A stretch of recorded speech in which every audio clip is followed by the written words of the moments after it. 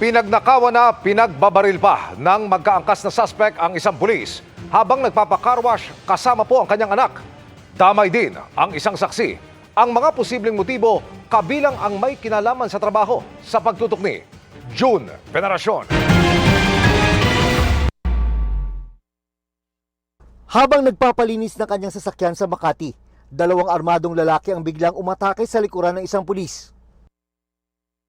Nagkahabulan hanggang nauwi sa pamamaril. Hindi nakaganti ng putok ang pulis na intelligence officer ng Highway Patrol Group at may ranggong tenyente. Pagbagsak niya, puwersahang kinuha ang kanyang kwintas, baril at cellphone. Saka mabilis na tumakas ang dalawang suspect sakay ng motorsiklo. We recovered 14 cartridge po. At siya po dito ay siya po na bala ang tumama po dito po sa ating pong personnel.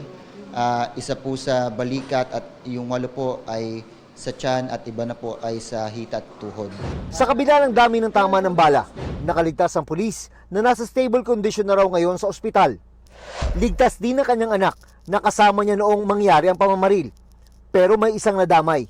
Wala pong sugat po yung kanyang anak. However, yung isa pong witness po na nakuha po natin ay natamaan po ng isang straight bullet. Nasa ospital din po yung natamaan din po na straight bullet. Ayon sa PNP-HPG, may hawak na masiselang kasong may kinalaman sa kidnapping ang biktima. Kaya hindi inaalis ang posibilidad na may kaugnayan sa trabaho o pamamaril. Iniimbestigahan din ang anggulong robbery. Ito pong ating pong intelligence officer ay may suot po na necklace. So yun po din po yung isa sa nakikita po ng ating pong mga investigador ng Makati City Police Station na naging dahilan bakit po talaga din siya sinunggaban at bakit po pilit na kinukuha yung kanya pong alahas. Sabi ng PNP Highway Patrol Group, kilala na ang dalawang suspect sa pamamaril at patuloy silang pinaghahanap para mapanagot sa krimen.